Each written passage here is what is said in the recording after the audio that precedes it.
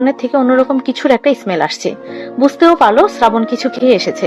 Here তখন মনে পড়লো কাব্যর কথা। কাব্যকে সেদিন জিজ্ঞাসা করেছিল শ্রাবণ সিগারেট খায় কিনা।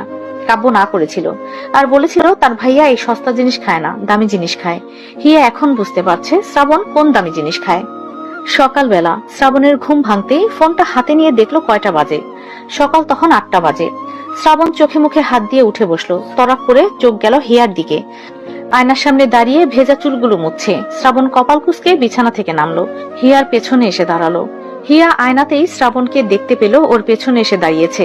হিয়ার মাথায় শয়তানি বুদ্ধি এলো, শ্রাবণকে একটু ঘাবড়ে দেওয়া যাক।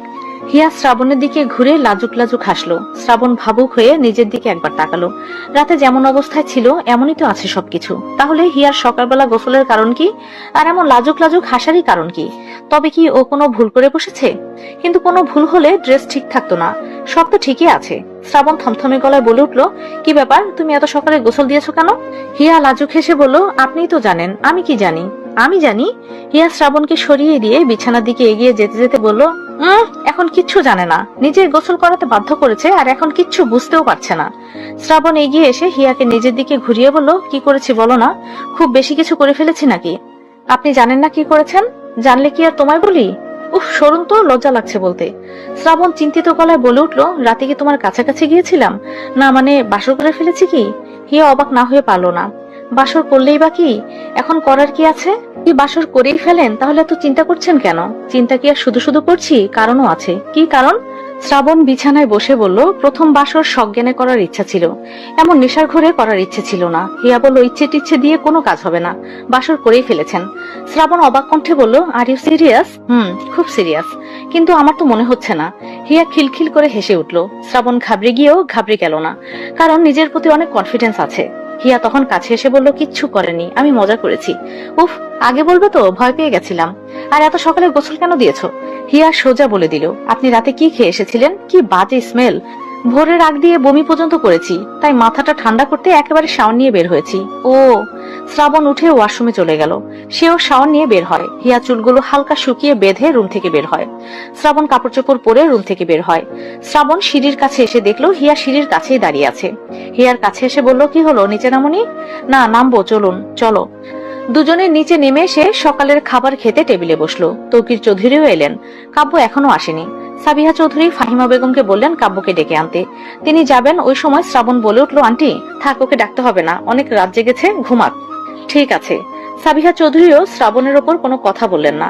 শ্রাবণ খেতে শুরু করলো। তৌকির চৌধুরী শ্রাবণকে বললেন, শ্রাবণ, পরশু থেকে অফিস খোলা, চাইলে তুমি হিয়াকে নিয়ে ওর বাসা থেকে ঘুরে আসতে পারো। শ্রাবণ হিয়ার দিকে তাকিয়ে বলল, যাবে? হিয়া একবার তৌকির চৌধুরী আর সাবিহা চৌধুরীর দিকে তাকালো, আবার শ্রাবণের দিকে তাকিয়ে বলে উঠলো, আপনার ইচ্ছা। শ্রাবণ গম্ভীর কণ্ঠে বলে উঠলো, বিকেলে যাব। ঠিক আছে। শ্রাবণ খাওয়া শেষ করে ওপরে চলে যায়। হিয়া খাবার খেয়ে ওপরে আসতে চেয়েও আসে না। অতঃপর বাগানে চলে গেল। বাগানে এসে আশেপাশের ফুল গাছগুলো দেখছিল। ও নিজেও তো ছাদে ফুল গাছ রোপণ করেছে। ও না থাকায় হয়তো সেগুলো এখন ওর আম্মুই দেখাশোনা করছে। আরেকদিকে হিয়ার খুশিই লাগছে, বিকেলে শ্রাবণ ওকে নিয়ে বাড়িতে যাবে। হিয়া আর শ্রাবণ দুজনে কাউকে না জানিয়েই হামিদ শিকদারের বাসায় এলো। হিয়াই মূলত জানায়নি, তার বাবা মায়ের রিয়াকশন দেখতে। হিয়া দারোয়ান আঙ্কেলের সাথে কথা বলে ওপরে আসে। হিয়া ওদের ফ্ল্যাটের কলিং বেল বাজালো আর শ্রাবণকে বলল, দেখেছেন, আমার জন্য আগে উপরতলায় ভাড়া থাকতে এসেছিলেন, আর এখন জামাই হয়ে আমাদের ঘরে যাবেন। শ্রাবণ হেসে বলল, সব তো আপনার জন্যই। হামিদা বেগম দরজা খুলে হিয়া আর শ্রাবণকে দেখে খুশি হয়ে বললেন, তোমরা এই সময়ে এসো, এসো, ভেতরে এসো। দুজনে ভেতরে ঢুকলো। হামিদা বেগম মেয়ে আর মেয়ের জামাইয়ের আগমনে কি দিয়ে যে আপ্যায়ন করবেন সেটা নিয়ে মরিয়া হয়ে উঠলেন। সাথে হিয়াও কাজে হাত লাগালো। এরই মাঝে হিয়া তার আম্মুর ফোন দিয়ে নেহাকে কল দিয়ে আসতে বলল। মিনিট 20 পর নেহা চলে এলো। ড্রয়িং রুমে সামনে শ্রাবণকে দেখে নেহা টুকটাক কথা বলল। কথার মাঝে নেহার চোখ জোড়া কাব্যকে খুঁজছে। মাহিমা বেগম ড্রয়িং রুমে আসতে নেহা জিজ্ঞাসা করলো, আন্টি কোথায় তোমার মেয়ে?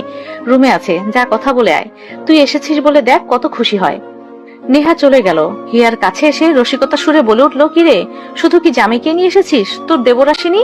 হিয়ার সাথে সাথে তাল মিলিয়ে বলল, তোর হঠাৎ আমার দেবরকে মনে পড়লো কেন রে? প্রেম টেম করবি নাকি? নেহা হিয়ার কাঁধে হালকা চাপড় মেরে বলে উঠলো, ছি, কি যে বলিস, তোর দেবর হয়। এখন বল, কেমন আছিস? ভালো, তুই? হিয়া হেসে বলল, জামাই নিয়ে ভালো না থেকে পারি বল? ও আচ্ছা, তোর ফোন আনিসনি? না রে, ফোনটা ডিসপ্লে চলে গেছে।